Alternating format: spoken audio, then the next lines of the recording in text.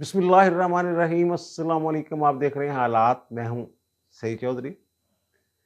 PTI के हाथ से बल्ले का निशान तो गया सो गया, लेकिन जो प्रोसीडिंग चल रही है सुप्रीम कोर्ट में इंतखाबी निशान वाली पीटीआई की, मुझे ये लग रहा है कोई नया कट्टा ना खुल जाए, कहीं मामला पीटीआई पर पाबंदी की तरफ न चला जाए। ये क्या मामला है, इसकी तफसीलात हम आपके सामने रखेंगे। और फिर मुज़ाहिर अली और नकवी साहब ने जस्टिस साकिब निसार साहब, चीफ जस्टिस साहब जो हैं, उनको भी फंसा दिया है। और मुज़ाहिर अली और नकवी साहब की एक घटिया हरकत जो उन्होंने अपने चीफ जस्टिस के खिलाफ की, वो वाक़या ये है कि ये लाहौर हाई कोर्ट के जज होते थे और जस्टिस सैयद मंसूर अली शाह साहब जो हैं वो चीफ जस्टिस थे उस वक्त लाहौर हाई कोर्ट के। आपको याद होगा शहबाज शरीफ के दौर में वो 56 कंपनियों का बड़ा रौला था। 56 कंपनियां बनाई थी, साफ पानी कंपनी, फलां कंपनी, ये कंपनी, वो कंपनी, इस तरह कंपनियां थी ना। उनको एक शहरी थे, वकील हैं वो शिराज जका, उन्होंने लाहौर हाई कोर्ट में चैलेंज कर दिया कि जनाब ये जो है ना, ये कंपनियां बना नहीं सकती, हुकूमत का इख्तियार नहीं है इस तरह कंपनियां बनाना। तो वो शाहद करीम, मिस्टर जस्टिस शाहद करीम साहब की अदालत में केस चल रहा था और उसकी तकरीबन तकरीबन समाअत जो है ये मुकम्मल हो चुकी हुई थी। तो इसी दौरान मुबैना तौर पे मुज़ाहिर अली अकबर नकवी साहब ने खातून वकील के ज़रिए एक कंपनी थी साफ पानी कंपनी, उसको चैलेंज कर दिया, चैलेंज करवा दिया या और फिर अपने पास ही वो केस लगवा लिया। वजह ये बनी, पता ये चला है कि ये इनके जो साहबजादे हैं जिनको ये कहते हैं एजाज अली हसन साहब और मुज़ाहिर अली नकवी साहब की, ना वो तो इंडिपेंडेंट हैं, वो किसी के ज़ेर कफ़ालत नहीं है अपने बाप के, तो उनके असासों के बारे में तो मैं जवाबदेह नहीं हूँ।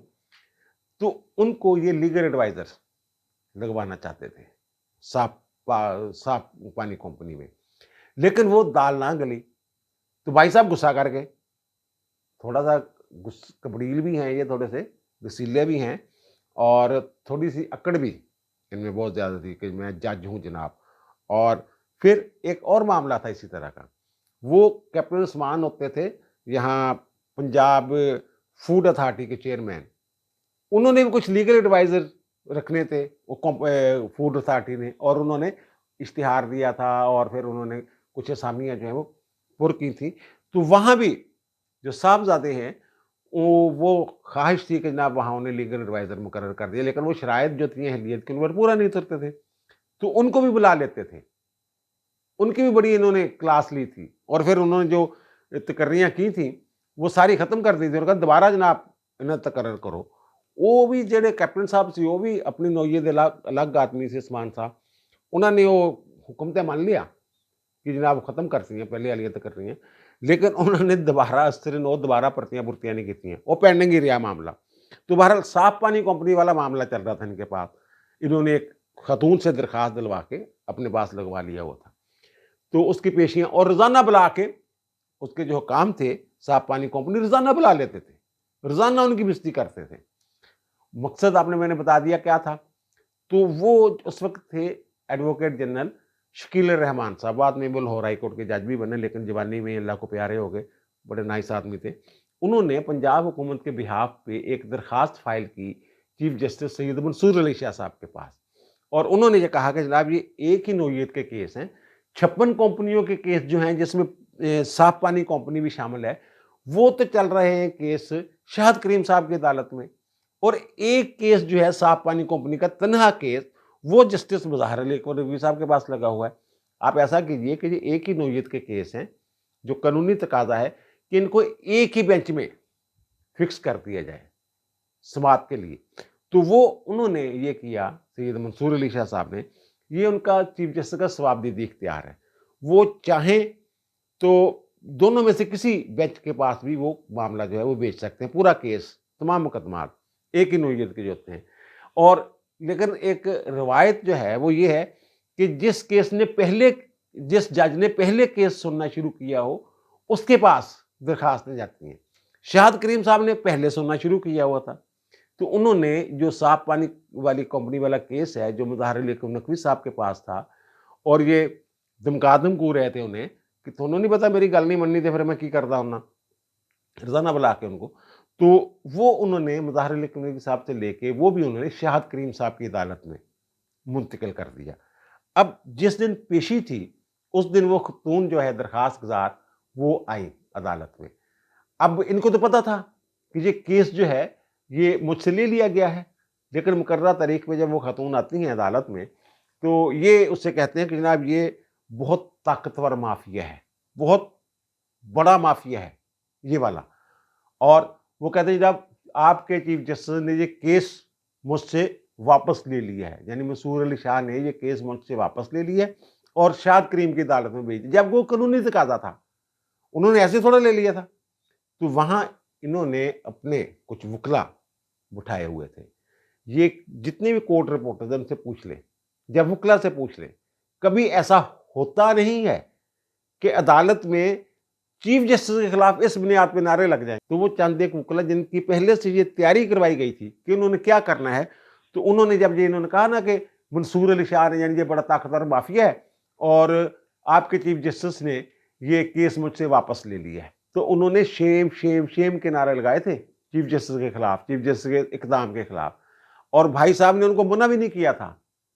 किसी जज की मौजूदगी में जब वो अदालत में बैठे हों, उस वक्त इस तरह की जो हरकत है, वो कमजोर जज भी हो तो वो कभी बर्दाश्त नहीं करता।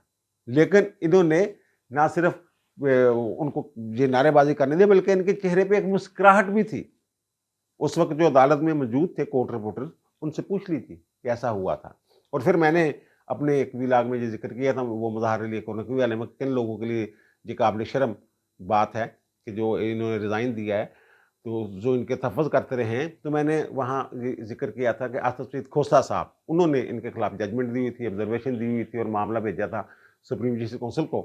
और वो फैज़ अमीर साहब चाहते थे कि वो जान छूट जाए, तो फिर साकब ने कहा था कि जनाब आसिफ सईद खोसा को मना लें, तो फिर आसिफ खोसा ने कहा था, इन्होंने आसिफ खोसा पे एतराज़ किया था, मुज़ाहिर नकवी साहब ने। तो फिर आसिफ खोसा ने, वो ज़ाहिर है डीलशील होगी, तो उन्होंने कहा कि चलो ठीक है, मैं उठ जाता हूँ सुप्रीम जस्टिस काउंसिल से, तो कोई और शामिल कर लें। फिर उन्होंने इनका वो जो रेफरेंस था वो ख़त्म कर दिया था।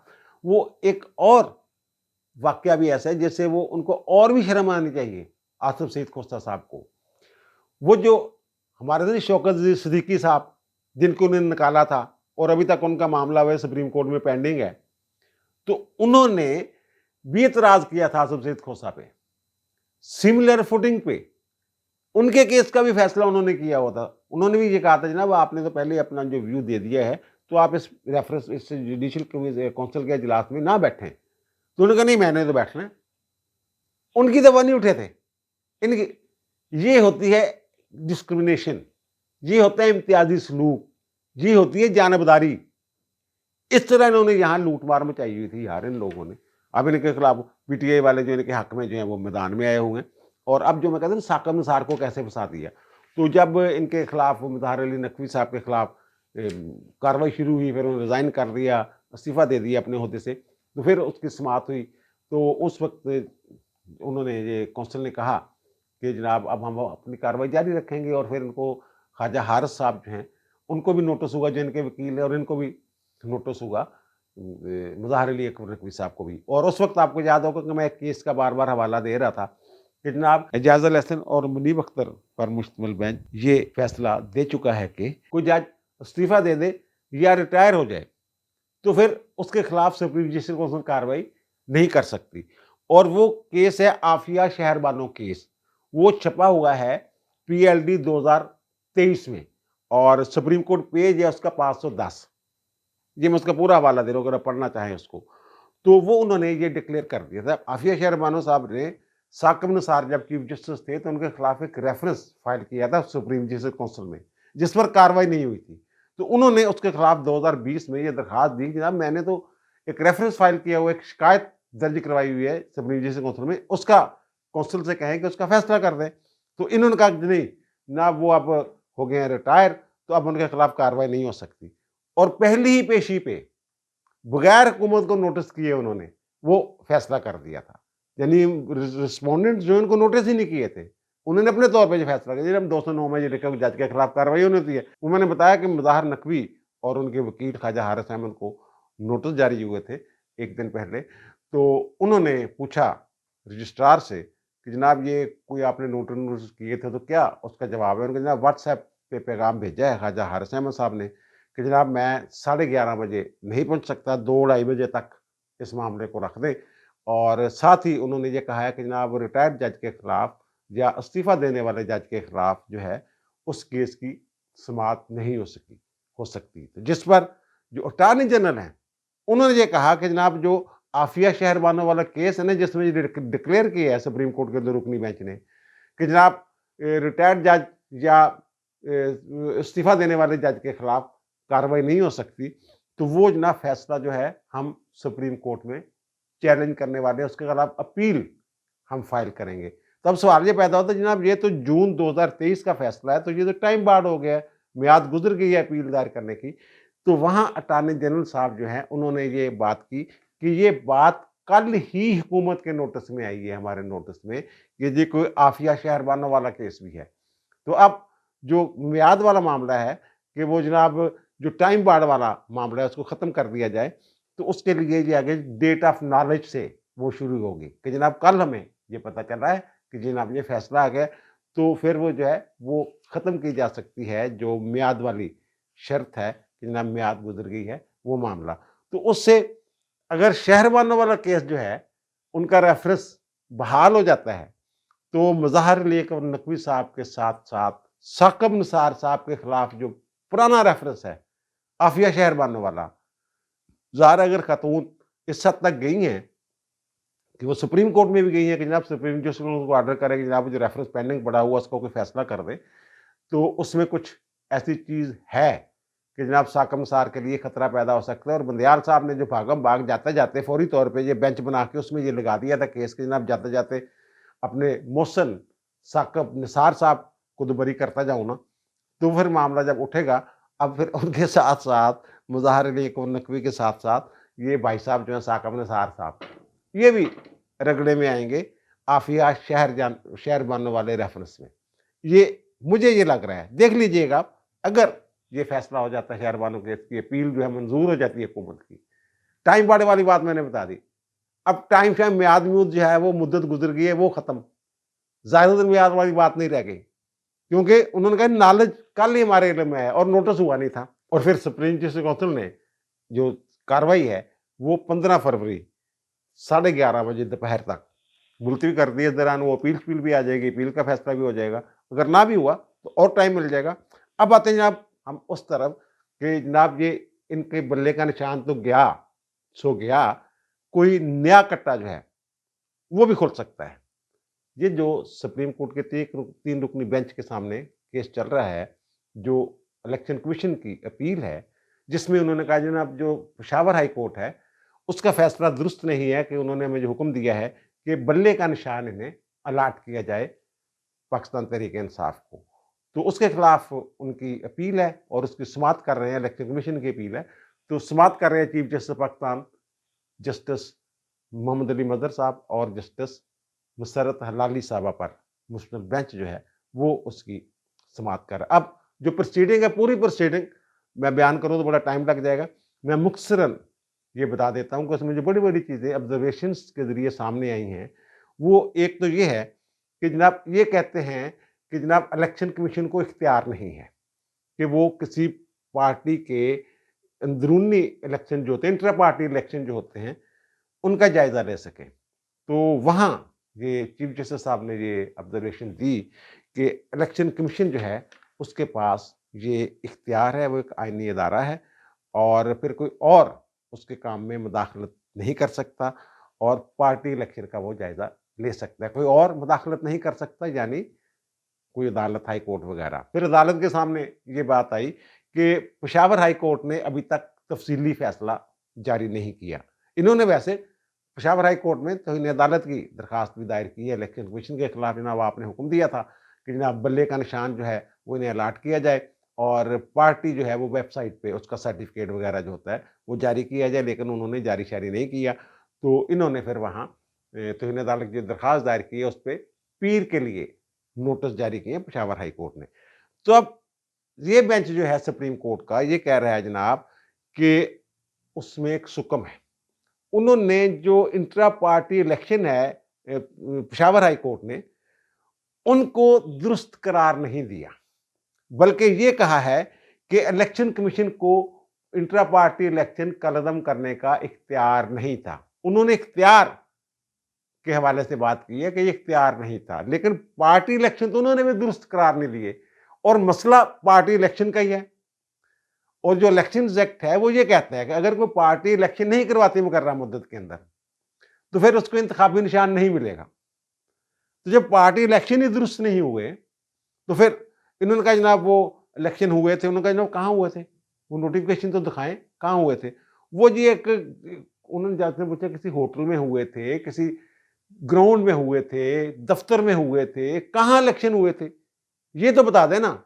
उनका जनाब वो पेशावर, उनका पेशावर जगह बताएं कहाँ हुए थे। वो पता ये चला कि चमकनी के करीब एक गांव है छोटा सा, रानोगढ़ी, वहां पे इलेक्शन हुए हैं। तो उन्होंने जनाब इलेक्शन कमीशन का एतराज दिए, इलेक्शन कमीशन तो कह ही रहे हैं खुफिया इलेक्शन करवाए हैं, किसी को पता ही नहीं है कि इलेक्शन हो रहे हैं। उन्होंने पूछा फिर अदालत ने कि जनाब कुछ शेड्यूल दिखा दे जो आपने जारी किया हो, और फिर आप ही के इन्हीं के जो दस्तूर है जो मंशूर है उसमें ये लिखा हुआ कि जना सवाई इलेक्शन कमीशन होंगे, 8 लाख इनके जो नियाजुल्ला नियाजी साहब हैं जो कमीशन बने हुए थे, यक रुकनी कमीशन, यक रुकनी कमीशन होता ही नहीं है, इन्होंने यक रुकनी कमीशन बनाया हुआ था। इन्होंने सवाई कमीशन भी बनाने होते हैं, और फिर इन्होंने शेड्यूल जारी करना है इनके अपने दस्तूर के मुताबिक, और जो वोटर लिस्टें वो जारी करनी है, फिर कागजात नामजदगी तलब करने हैं। ये कोई प्रोसेस नहीं किया गया, कोई रिकॉर्ड में चीज मौजूद ही नहीं है। और गांव में करवाया, उन्होंने गांव में क्यों करवाया जनाब, वो सिक्योरिटी के मसाइल थे, तो वहां इसलिए हम फिर वो शराइत तो पूरी नहीं की ना जो आपका दस्तूर कहता है। इससे मुझे लग रहा है कि पेशावर हाई कोर्ट का जो फैसला है ना वो बरकरार नहीं रहना, क्योंकि उन्होंने जो इलेक्शन कमीशन है उसके इख्तियार को कलअदम किया है कि वो इंट्रा पार्टी इलेक्शन जो है उनका जायजा नहीं ले सकते। आपके जो सुप्रीम कोर्ट की जो ऑब्जर्वेशन अब तक सामने आई हैं वो ये कहती हैं कि वो ले सकते हैं, जायजा ले सकता है इलेक्शन कमीशन। और फिर दूसरी बात उन्होंने कहा इलेक्शन कमीशन जो है, इनके वकील ने एतराज किया कि उसको नहीं आना चाहिए था, वो पार्टी नहीं बन सकता इसमें, क्योंकि उसके पास कुछ अदालती इख्तियारात भी होते हैं। ये तो नहीं हो सकता कि सेशन जज जो है उसके फैसले के खिलाफ लाहौर हाई कोर्ट को फैसला कर दे या कोई हाई कोर्ट फैसला कर दे वो सुप्रीम कोर्ट में आ जाए। तो वहां ये अदालत ने कहा, चीफ जस्टिस साहब ने, कि भाई साहब जो कलेक्टर होते हैं उनके पास भी अदालती इख्तियार होता है, वो रोजाना हमारे पास आते हैं, वो अपीलें फाइल नहीं करते। अगर हाईकोर्ट उनके फैसले को कलअदम कर देती है तो वो अपीलें, कलेक्टर जब अपील फाइल नहीं करता। ये एक आईनी इदारा है इलेक्शन कमीशन, और आईनी इदारे के तौर पे ये आ सकता है। ये ऑब्जेक्शन भी एक तरह से दूर हो गया। और फिर उनका जो अकबर एस बाबर है जिसकी दरखास्त पे इलेक्शन कमीशन ने जनाब कलअदम किया सारा कुछ, वो तो हमारा मेंबर ही नहीं है। तो वो फिर हामिद खां से उन्होंने पूछा, तो हामिद खां साहब ने जिनके वकील हैं उन्होंने कहा जनाब वो बानी मेंबर थे। तो यहाँ वहाँ फिर मोहम्मद अली मदर साहब जो हैं जज बेंच के रुकन, उन्होंने ये कहा कि जनाब मेरे ख्याल में तो जो बानी रुकन है उसकी रुकनीत ख़त्म नहीं की जा सकती। तो हामिद खां साहब ने कुछ कहा तो वहाँ चीफ जस्टिस ने कहा जनाब आप नाराज़ ना हो, आप बस वो नोटिफिकेशन दिखा दें जिसमें आपने अकबर एस बाबर साहब जो है उनकी पार्टी रुकनीत ख़त्म कर दी हुई है। वो जी उसके लिए मुझे तैयारी की ज़रूरत है, क्योंकि जो रिकॉर्ड है ना इनके पास। और दूसरा असद उमर वाला जो है, वो इलेक्शन कमीशन कह रहा है जनाब कागजों में तो असद उमर जो है सेक्रेटरी है, और जो इलेक्शन कमीशन का नोटिफिकेशन है वो उमर अयूब कर रहा है। तो उन्होंने कहा जनाब वो असद उमर का जो छोड़ के जाने वाला है नोटिफिकेशन, तो आपने उसको निकाल दिया है और उसकी जगह उमर अयूब को आपने सेक्रेटरी मुकर्रर कर दिया है, तो वो नोटिफिकेशन दिखा दें। उनके जनाब उसी के लिए तो मुझे तैयारी की ज़रूरत है।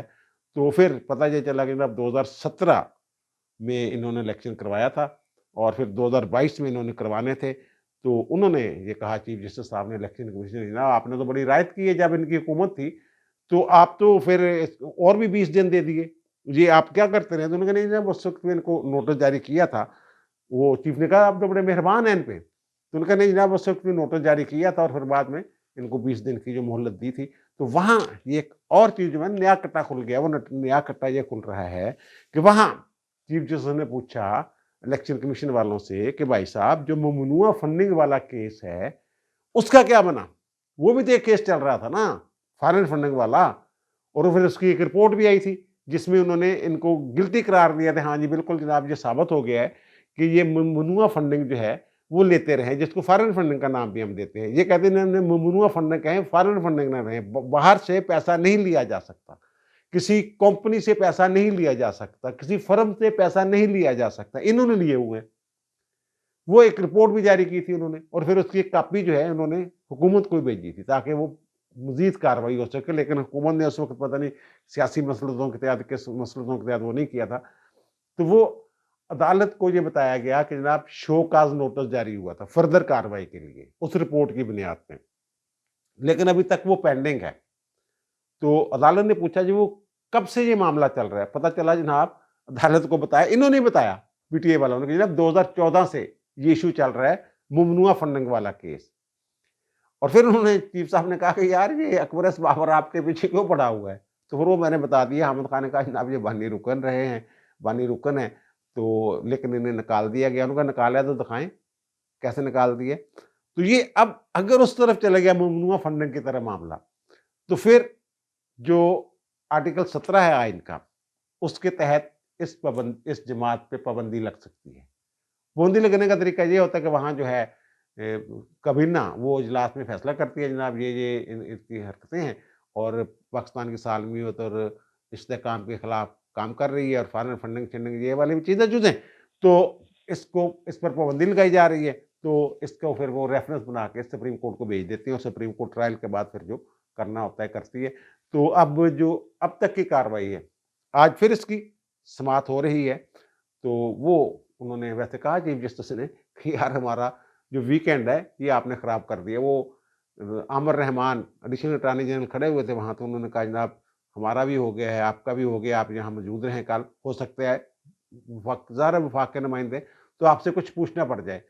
तो हमें आपके वीकेंड का ख्याल है, लेकिन अब हमारा ही वीकेंड ख़राब हो गया है, तो हम तो इतवार को ही बैठने के लिए तैयार हैं। तो मुसर्रत सलाली साहब ने हल्का सा चीफ जस्टिस की तरफ झुक के कहा कि आपको इसका ख्याल है, मेरा नहीं। यानी ये कि वो मुसर्रत हलाली साहबा भी चाहती होंगी कि इस वीकेंड पे, ज़ाहिर है सैटरडे को तो वहाँ समाअत नहीं होती ना मुकदमात की, तो उनकी कोई मसरूफियत होंगी। उन्होंने कहा जनाब आप उसको तो कह रहे हैं कि आपके वीकेंड ज़ाया होने का हमें ख्याल है, तो साडा भी तो ख्याल करो ना तुसी। बहरहाल वो अब समाअत जो है आज उसकी हो रही है मज़ीद, और आज ही इम्कान है, क्योंकि उन्होंने कहा है कि इसको लंबा नहीं लटका सकते, इतवार को भी सुनने के लिए तैयार हैं।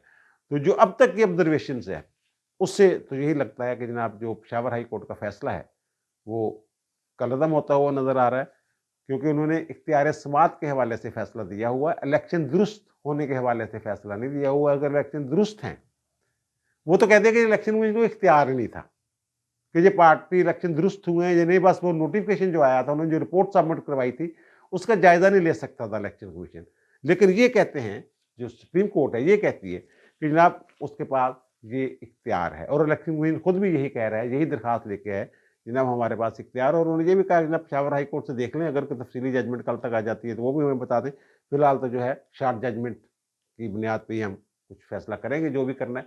और लग यही रहा है अगर मामला उस तरफ चला गया, फॉरेन फंडिंग, ममनुआ फंडिंग की तरफ, तो फिर आप देखिएगा कि ये जनाब जो पार्टी है, फिर जो हो सकता है अदालत कह दे जनाब ममनुआ फंडिंग वाले केस का जो शोकाज वगैरह दिए उसका ही फैसला करें, जल्दी करें, किस किन चक्रों में डाला हुआ है। अब दीजिए मुझे इजाज़त, ज़रा मुलाकात होगी नए व्लॉग के साथ। अल्लाह ताला आप पर, मुझ पर, हम सब पर मेहरबान रहे। अल्लाह हाफ़िज़।